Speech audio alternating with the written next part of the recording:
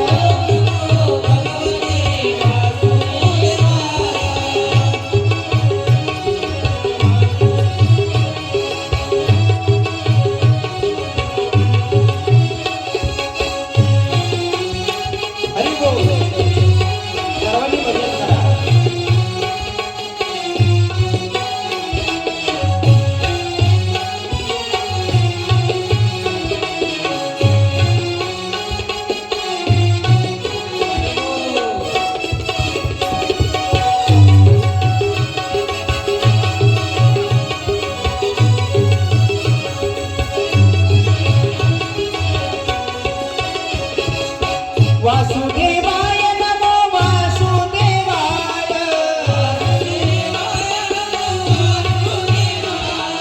वासुदेवाय नमो वासुदेवाय ओम नमो भगवते वासुदेवाय ओम नमो भगवते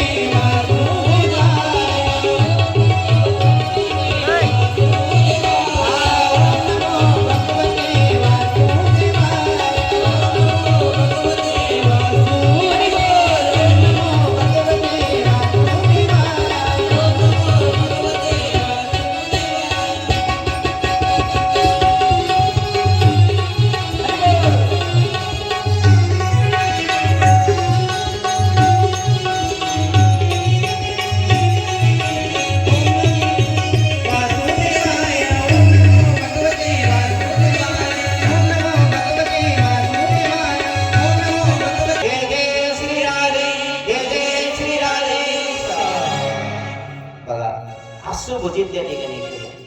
आता आमच्या आवाजाने काही काही मनातल्या मनात भगवते वासुदेवा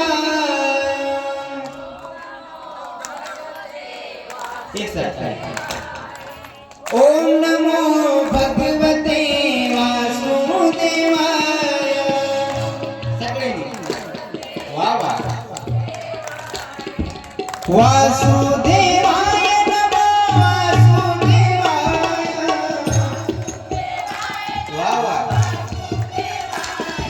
वासुदेवाय नमो वासुदेवाय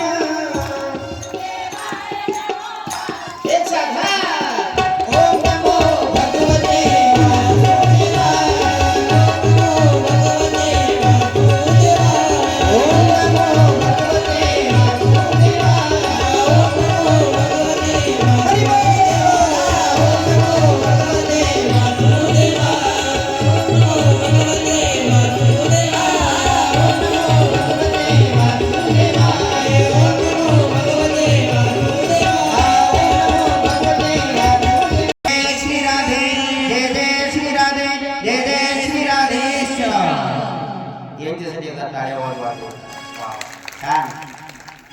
असं त्या ठिकाणी त्या दाशीपुत्रांनी देवाचा मनापासून त्या ठिकाणी धावा केला माय बाप.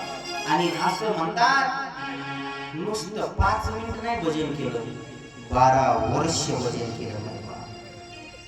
स्नान करणे ब्रह्म मुहूर्ताला उठून एकच ध्यास, एक धरिला चित्ती आम्ही रखुमाईचा पती. फक्त त्या परमेश्वराचं चिंतन, दुसरा विशेष नाही. 12 वर्ष त्या ठिकाणी भगवंताचं भजन केलं. आणि 12व्या वर्षी, आता आपला तर्पपूर्ती सोहळा आहे ना, 12व्या वर्षी देवाने दर्शन दिलं. पण कसं दिलं? समोर समोर नाही दिलं. भगवान परमात्मा त्यांच्या हृदयामध्ये प्रगट झाला बाबा. आणि ते डोळे उघडे ठेवून भजन करत नव्हता आपल्यासारखं.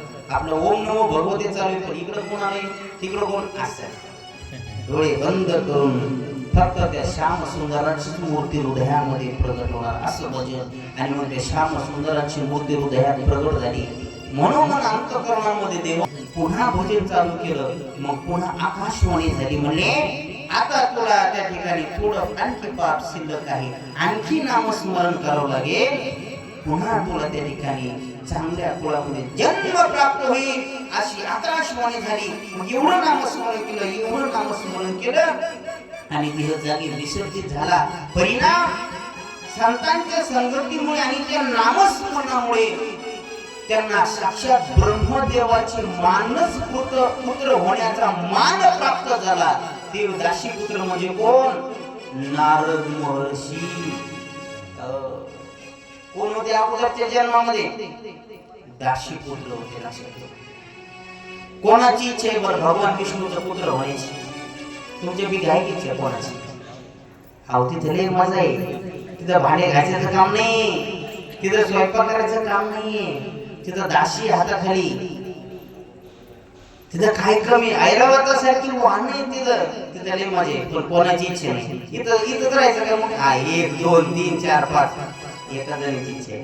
गोपाल कृष्ण भगवान काय म्हणले महाराज, वैकुंठ घेऊन बसले इथंच बरे. रोज नवरा मारतो इथले सगळे सोडून, इथंच भांडे घासलेले बरे, इथं त्या ठिकाणी सोनाच्या शिव्या खाल्लेल्या बऱ्या. हे कधीच नाही बरं का, माझ्या मातेला सांगतो तुम्हाला. गोपाल कृष्ण भगवान की जय. मानस पुत्र होण्याचा मला त्या ठिकाणी अधिकार प्राप्त झाला. कशामुळे? संतांच्या संगतीमुळे. म्हणून तुम्ही काय करा, तुम्ही असं समजू नका की तुमचं आयुष्य थोडं राहिले.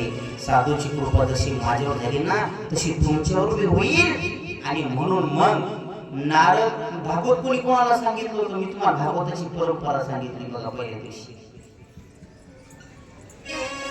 सकारामला तुकारामला सांगितलं. तुकारामला कोणाला सांगितलं? नाही महाराज, मी तुम्हाला भागवताची परंपरा सांगितली. विष्णूने 4 श्लोकामध्ये भागवत ब्रह्मदेवाला सांगितलं. आता लक्षात ठेवा, ब्रह्मदेवाने ते 4 श्लोकी चतुश्लोकी भागवत नारद महर्षींना सांगितलं. आणि तेच चतुश्लोकी भागवत व्यासांना सांगितलं. कोण? नारदाने. मग ते 4 श्लोकाचं भागवत व्यासांनी त्या 4 श्लोकावरती मंथन केलं, चिंतन केलं, आत्मचिंतन केलं. आणि जे त्यांच्या हृदयाला भावलं, समाधी अवस्थेमधून जे श्लोक बाहेर पडले तेच श्लोक म्हणजे 18,000 श्लोक. तेच म्हणजे श्रीमद भागवत पुराण. बोले श्रीमद भागवत पुराण ते 18,000 श्लोकाचं भागवत तयार झालं. माहिती ते म्हणजे आता आपल्या समोर आपण चिंतन करतोय. त्यांना 4 श्लोकामध्ये कळलं, पण आपल्याला 18,000 श्लोक लागले समजण्यासाठी. कारण का? आपली बुद्धी तेवढी फास्ट आहे ना. आपल्याला 4 श्लोकामध्ये समजलं नसतं. अहो ज्ञानेश्वरी कशी होती अगोदर? गीता कशी आहे दादा? थोडा विको कमी करा, थोडासा जास्त. गीता कशी आहे? मराठीमध्ये का संस्कृतीमध्ये? संस्कृतमध्ये. आपल्या संस्कृत भाषेत होती का? नाही, तेवढी नाही कळत. काय आता शिकलेली मंडळी तुम्हाला कळत असेल, पण प्रमाणामध्ये कळते. पण साधू संतांना कळवायला म्हणून तीच गीता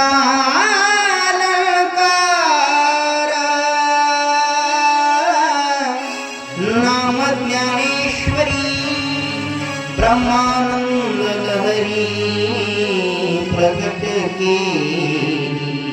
मराठीमध्ये माझे ज्ञान वळलं, श्लोकांची माझी तयारी आणि मराठीमध्ये कसा व्यासाने 18,000 श्लोकाची निर्मिती केली, पण आता एवढं इति गुह्य तमाम शास्त्र नेमकं द्यायचं कोणाला? कारण याचा अधिकारी त्या ठिकाणी सांगितलं नाही, भागवताचा अधिकारी सांगितलं नाही.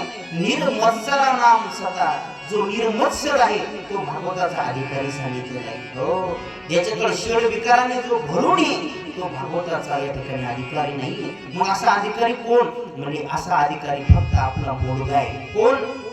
व्यासांचा मुलगा कोण होता? सांगा म्हणजे महाराज तुम्ही सांगा. शुकाचार्य भगवंत. पण शुकाचार्य भगवंत कुठे गेले होते? वनाच्या दिशेने गेले होते. वनाच्या दिशेने पळून गेले, वनाच्या दिशेने निघून गेलेले होते संसारातून. मग द्यायचं कोणाला? प्रश्न पडला. मग त्या ठिकाणी समाधिस्थ अवस्थेमध्ये शुकाचार्य वनाच्या दिशेने त्या ठिकाणी भगवंताचं चिंतन करत, कुठलाही विषयाने भगवंताचं ध्यान धारणा करत समाधीमध्ये लीन झालेले आहेत. समाधीतून बाहेर यायला तयार नाही. मग हे ज्ञान द्यायचं कसं? म्हणून जे काही व्यासाचे शिष्य होते ते व्यासाचे शिष्य जो त्या ठिकाणी भागवतामध्ये 2 श्लोक त्या ठिकाणी दिले आणि म्हणजे हे 2 श्लोक घ्या आणि माझ्या मुलापाशी जाऊन तुम्ही निस्ते म्हणा. कोणते श्लोक ऐका बरहा पीडम नटवर्णवपु कर्णयो कर्णिकारं बिभ्रत्वास कनककपिशं मोहितयं किचमारं रंध्रार्वेणोर सुदर्धर्या पुर्यं गोपुरदे वृंदारण्यं स्वपदरमणं प्राविशतीत कीर्तितः. हा एक श्लोक दिला. या श्लोकामध्ये माझ्या भगवान परमात्म्याचं श्याम सुंदराचं वर्णन करा. हा पीडम देवाचं स्वरूप या श्लोकामधून सांगितलेलं कसं आहे? तो सावळ्या रंगाचा भगवान परमात्मा. त्याने डोळ्यावर त्याने मस्तकावरती मोर मुकुट धारण केलेला आहे. त्याच्या कमरेला बंसी आहे. बंसी म्हणजे मुरली. त्याच्या कमरेला मूर्ती आहे, पितांबर आहे. असा श्याम सुंदर माझा भगवान परमात्मा लावण्य घन आहे. किती देवाचं स्वरूप मागव, किती गोडी देव दिसायला. तुम्ही पंढरपूरला गेले का? कोण कोण गेलं बरं पंढरपूरला? वा वा वा. असा अनुभव असलं म्हणजे कथा बी सांगायला बरं वाटतं नाही का? तुम्ही बी गेले शिवाजाला. हो बघा, तुम्ही पंढरपूरला गेले, तो विटेवरला पांडुरंग परमात्मा तुम्ही तुमच्या डोळ्याने बघितला. म्हणजे कसा वाटला तुम्हाला? तो कसा वाटला? कलर कसा आहे देवाचा? सावळ्या रंगाचा भगवान परमात्मा आहे. पण त्या माझ्या भगवान परमात्म्याला पाहिल्यानंतर मायवा संसाराची आठवण होत नाहीये. सावळा देखिला सावळा देखिला सावळा देखिला सावळा देखिला तेरी आनंदाचा तेरी आनंदाचा सावळा देखिला सावळा देखिला सावळा देखिला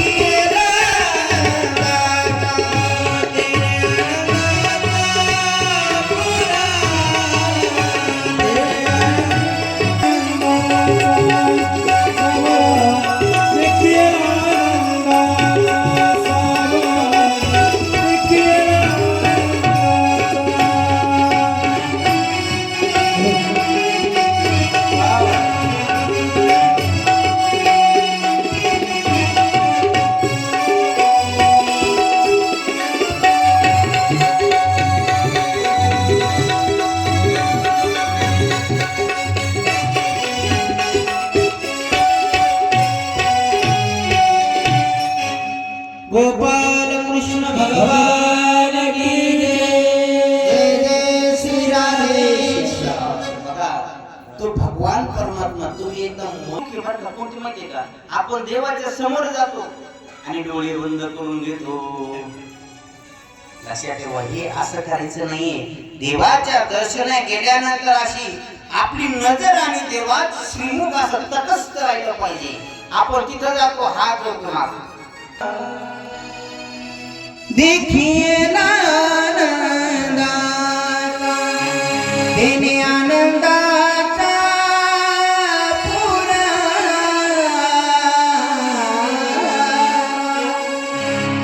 काळी घोंगडी हातामध्ये काठी बोधने चारितो यमुने तटी एका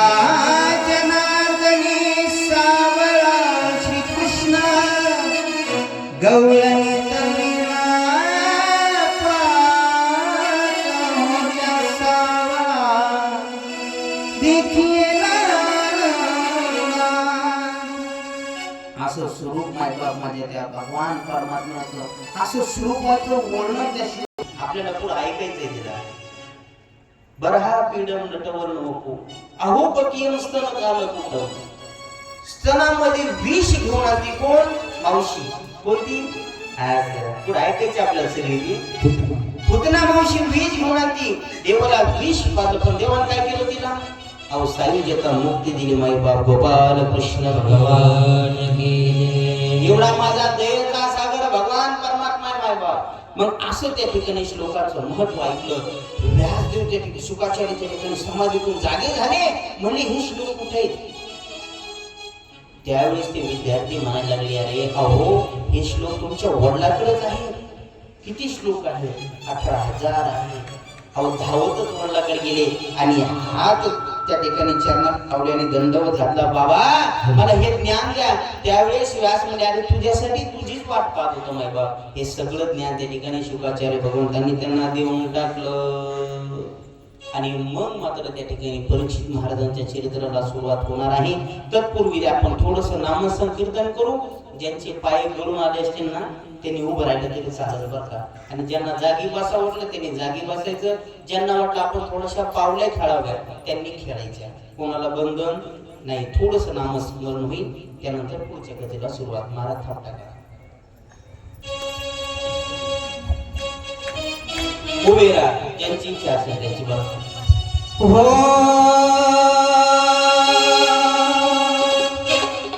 विठ्ठल माझा माझा माझा माझा माझा विठ्ठल विठ्ठल माझा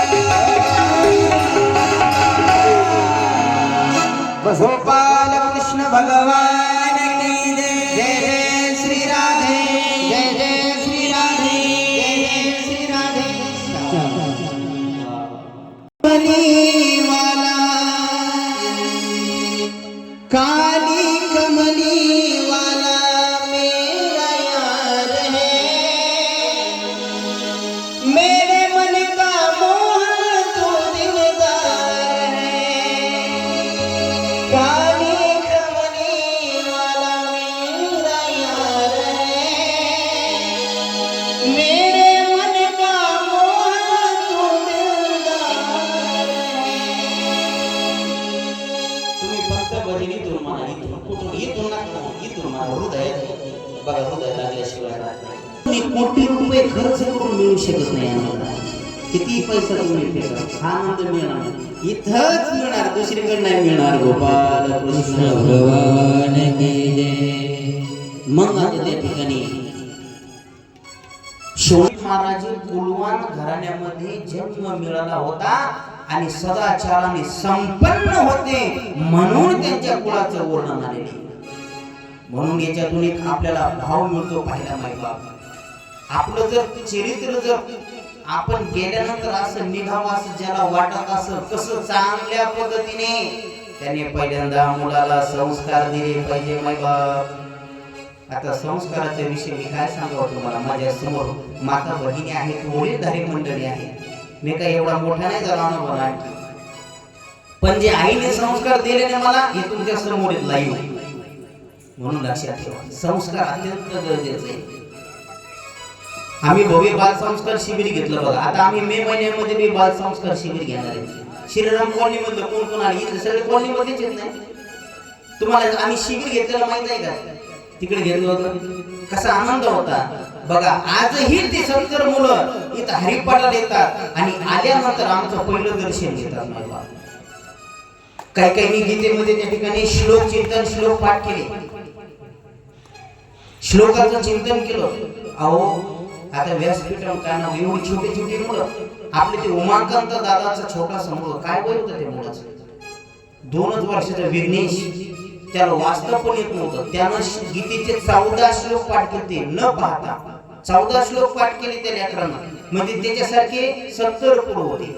70 पोरांना हे संस्कार, म्हणजे संस्कार हे लाभले पाहिजे. मला याच्यावर जास्त चिंतन मानत नाही. परीक्षित महाराजांच्या सगळ्या कुळाचा उच्चार केला, पण केव्हा अहो चांगला जर कुळवान जर मुलगा त्या ठिकाणी घरामध्ये जन्माला आला ना मायबाप, देवालाही आनंद होतो. कुळी कन्या पुत्र होती जे सात्विक, तयाचा हरिक वाटे देवा. म्हणून परीक्षित महाराजांच्या चरित्राचं त्या ठिकाणी वर्णन करताना त्यांच्या कुळाचं सगळं वर्णन आलं म्हणतात मायबाप. सुरुवातीला माझ्या द्रौपदी मातेचं त्या ठिकाणी चरित्र आलेलं आहे. महाभारताचं सगळं युद्ध झालं. युद्ध झाल्यानंतर सगळे कौरव त्या ठिकाणी मारले गेले. फक्त 5 पांडव त्या ठिकाणी जिवंत राहिले. भगवान श्रीकृष्ण आणि पांडवांची 5 मुलं त्या ठिकाणी जिवंत राहिली म्हणतात. सर्व युद्ध त्या ठिकाणी झाले. दुर्योधन त्या ठिकाणी रणांगणामध्ये मरणासन्न अवस्थेला पडलेला आहे. त्या दुर्योधनाच्या मांडीवर भीमदादाने गदा मारलेली, मांडी रक्त भंबाळ झालेली आणि त्या ठिकाणी मरणासन्न अवस्थेला पडलेले. फक्त दुर्योधन आणि अश्वत्थामा एक जिवंत राहिला होता. कुलगुरू कृपाचार्य चिरंजीव आहेत, पण अश्वत्थाम्याच्या मनामध्ये एक रोष होता, एक राग होता. कारण द्रोणाचार्याचा मुलगा होता कोण? अश्वत्थामा. अश्वत्थाम्याच्या वडिलाला अर्जुनाने त्या ठिकाणी मारलं होतं, म्हणून सूड घ्यायचा होता पांडवांचा. त्यांना पांडव संपवायचे होते, असा राग होता मनामध्ये मायबाप. आणि म्हणतात ती काळी रात्र होती मायबाप. सगळे त्या ठिकाणी सैन्य मारले गेलेले आहे. आणि मग रात्रीची वेळ होती. अश्वत्थामा दुर्योधनाजवळ गेला आणि दुर्योधनाला म्हणला, ए दुर्योधना, अरे मी तुला पहिल्यापासून सांगत होतो, अरे मला जर सेनापती केला असतं तर तुझ्यावर ही वेळ आलीच नसती. दुर्योधना दुष्ट बुद्धीचा होता मायबाप. तो म्हणला, अरे जाऊ दे, तुला त्यावेळेस मी सेनापती केलं नाही, जा आता मी तुला सेनापती करतो. मांडीचं रक्त घेतलं, अंगठ्या लावलं, त्याच्या कपड्याला लावलं, जा म्हणले आजपासून तू सेनापती झाला. आता सैन्य होतं का? नव्हतं, पण विनाशिक आले विपरीत होते. त्याला वाटलं आता मी सेनापती झालोय. रात्रीची वेळ होती मायबाप आणि त्याच कुरुक्षेत्रावरती पांडवांच्या पर्णकुटीमध्ये 5 पांडव आणि 5 पांडवांची मुलं आणि भगवान श्रीकृष्ण आणि द्रौपदी माता ही सगळे होते. रात्रीची वेळ होती. भगवान श्रीकृष्ण त्या पांडवांना म्हणले, चला आपण काहीतरी बाहेर फिरण्यासाठी जाऊ, थोडं बाहेर फिरायला जाऊ. त्यावेळेस 5 पांडव द्रौपदी निघले फिरण्यासाठी आणि त्या 5 मुलालाही म्हणले, चला तुम्हाला यायचं का? ती मुलं म्हणले, आम्हाला यायचं नाही, आम्ही विश्रांती करतो. ते बाहेर फिरण्यासाठी गेले मायबाप. आणि हा अश्वत्थामा त्या ठिकाणी राग होता मनामध्ये. त्या ठिकाणी त्यांच्या पर्णकुटीमध्ये आला. अंधकार होता त्या पर्णकुटीमध्ये मायबाप. हातामध्ये धारदार तलवार होती. ते 5 पांडवाची 5 मुलं त्या ठिकाणी झोपलेली होती. त्याला वाटलं हे की 5 पांडवच आहेत. त्याने कुठल्याच प्रकारचा विचार केला नाही माय बाप.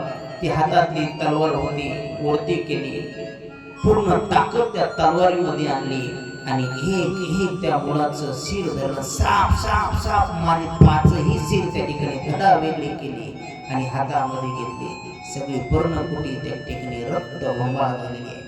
तशी ते शिर घेतले आणि दुर्योधनाकडे घेऊन आला. आनंद मनामध्ये निर्माण झाला. अरे जे कृपाचार्य करू शकले नाही, जे द्रोणाचार्य करू शकले नाही, जे भीष्माचार्य करू शकले नाही, ते सगळं मी केलं, असा त्याच्या मनामध्ये आनंद होता.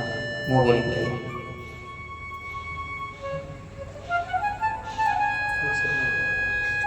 गोपाल कृष्ण भगवान की जय असा मनामध्ये त्या ठिकाणी त्याच्या रोष होता, त्याला आनंद झाला. वा एवढे रथी महारथी जे करू शकले नाही ते मी एकट्याने केलं. दुर्योधनापाशी गेला आणि म्हणलं, हे बघ दुर्योधना, अरे बघ हे 5 पांडवांची मी माझ्या हातामध्ये मस्तक आणलेले घे, अरे तुझं दुश्मन संपून गेले. दुर्योधनालाही त्या ठिकाणी मरणाचं नाव असते पडलं. किती दुर्बुद्धी बघा. म्हणून दुर्योधनाच्या अवलादीचं होऊ नका, माफी मागून बोलतो. जे जे दुर्योधनाच्या अवलादीचे लोक आहेत ना, अवलाद म्हणजे त्या जातीची जे धर्म कार्याला आड येतात, धर्म कार्याला जे त्रास देतात, चांगलं कार्य चालले त्याच्यात विघ्न आणतात, त्यांची स्थिती दुर्योधनासारखी होती. माझा गोपाल कृष्ण भगवान की जय. कारण दुर्योधन हा धर्म कार्याच्या विरोधात होता. माझा मरणासन मातीमध्ये मिसळला फक्त त्या वृत्तीमुळे बघा. आणि मग मात्र त्या ठिकाणी दुर्योधनाला आनंद झालेला आहे. पण दुर्योधनाने डोळे उघडले बघा बाई बा, डोळे उघडले, ते 5 मस्तकाकडे बघितलं आणि दुर्योधनाच्या डोळ्यामधूनही अश्रूच्या धारा लागल्या बघा. दुर्योधनही रडायला लागला आणि दुर्योधन म्हणाला, अरे अश्वत्थामा तू हे काय केलंस रे? अरे आमच्या कुळामध्ये एकही मातू तू जिवंत ठेवला नाही, आमच्या कुळाला एकही कुलदीपक ठेवला नाही. अरे ह्या मुलांनी माझं काय केलं होतं? माझं वैर त्या पांडवासोबत होतं, हे तू काय केलंस? आणि दुर्योधन त्या ठिकाणी रडायला लागला आणि दुर्योधनालाही दुःख झालं त्या मुलाला मारल्यामुळे आणि दुर्योधनाने जागीच प्राण सोडून दिले. आता अश्वत्थाम्याला वाटलं आपल्याला आता पांडव जिवंत सोडणार नाहीये. अश्वत्थाम्याने पलायन चालू केलं आणि मग हे विहार करण्यासाठी गेलते.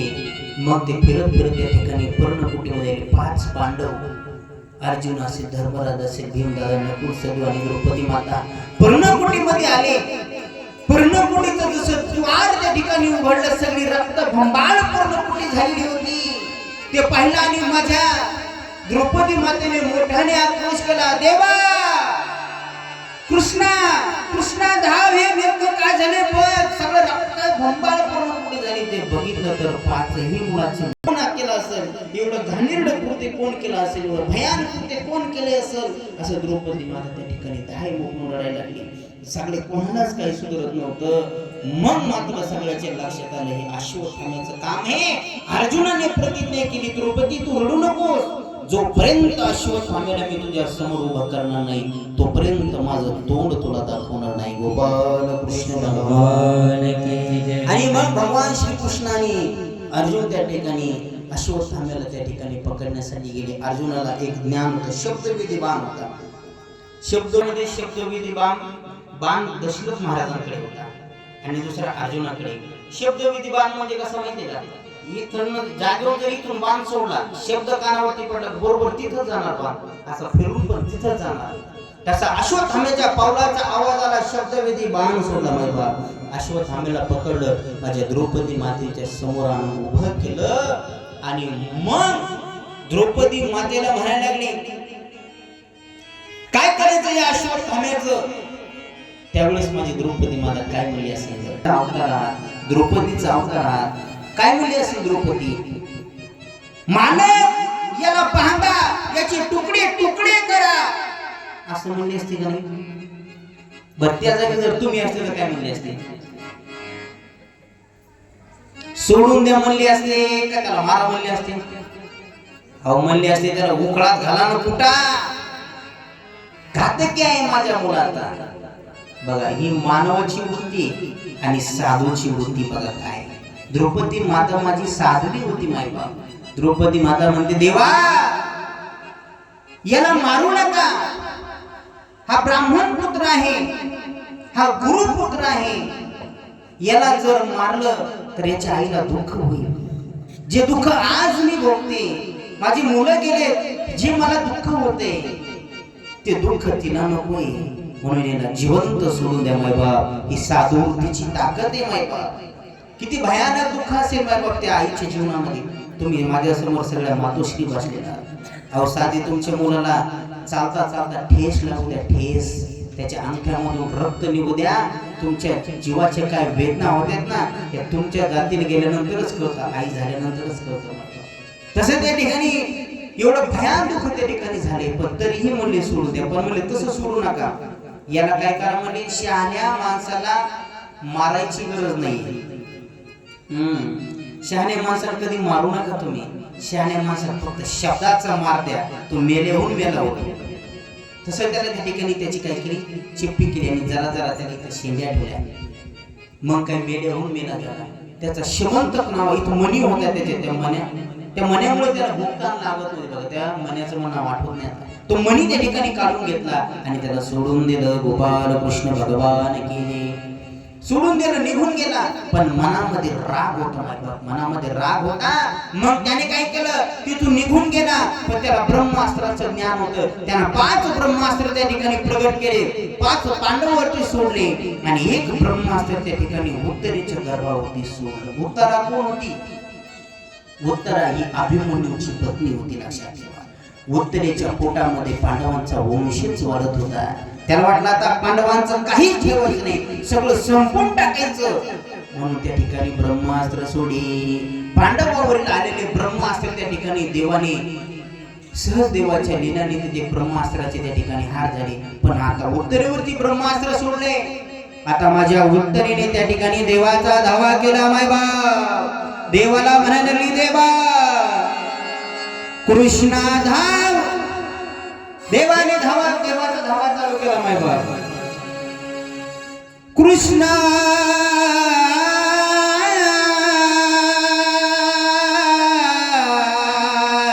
धावरे लवकरी, संकट पडले भारी, कोठे गुंतला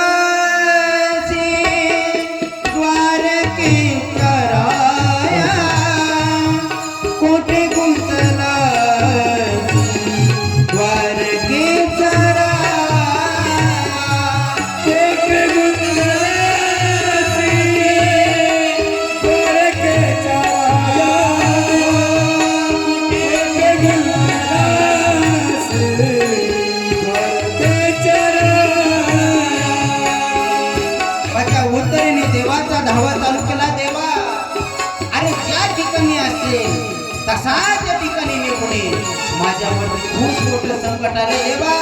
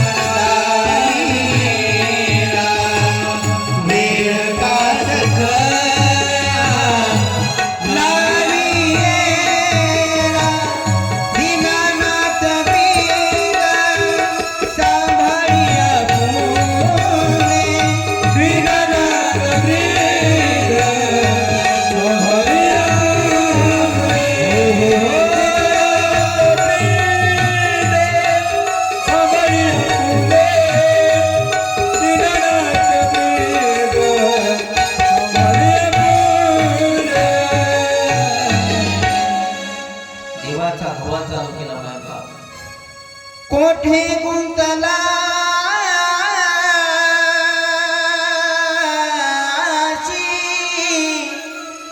द्वारकेच्या वेळ का सखया लावी. देवा आता मागचं पुढचं पाहून नको पाहू केले पाप पुण्य. देवाला हृदयापासून आवाज दिला. देव आपल्यासाठी येतो बरं का, पण आपण हृदयातून आवाजच देत नाही. देवा होत नाहीये म्हणून ध्यानात पण येत नाही आपल्या. देवाचं दररोज स्मरण झालं. आपण संसाराचं दररोज चिंतन करतो का नाही? किती करतो? सायाशी करीशी प्रपंच दिन निशी रात्र दिवस संसाराचं चिंतन करतोय, पण देवाचं चिंतन करत नाही. चला माझा पुढा विषय न्यायचा जागीच फिरतोय आणि मग त्या ठिकाणी देव त्या ठिकाणी उत्तरे म्हणजे आता माझा बी संसार आहे, तुमचा गौरव संसार. श्रीकृष्ण आता पुढे जाणार आहे, द्वारकेला जाणार आहे. असं कळल्यानंतर मग सगळ्या त्या ठिकाणी आशू आणावी मातेची. कुंती मातेची भेट घेतली आणि म्हणजे कुंती मातेने म्हणले आत्या होती बरं का भगवान श्रीकृष्ण, आत्या मी चाललोय द्वारकेला, तुला काही पाहिजे असं तर मागून घे. त्यावेळेस त्या ठिकाणी माझी कुंती माता म्हणते देवा. अरे मग त्यावेळेस देव म्हणतात काहीतरी मागून घे. त्यावेळेस माझ्या कुंती मातेने काय मागितलं?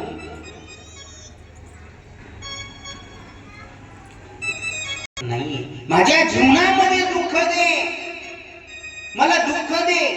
त्यावेळेस भगवंत म्हणतात आत्या अरे तुझ्या जीवनामध्ये काय साधं दुःख आहे का? अगं तारुण्य वयामध्ये तुला पती सोडून गेला, तुला 5 मुलं झाले, ते 5 मुलाचा तू सांभाळ करण्यासाठी किती कष्ट केले. त्या धृतराष्ट्राने तुम्हाला एवढं छळलं, हे दुःख कमी? नवरा निघून गेले दुःख कमी? एवढं दुःख तू सहन करत करत आली.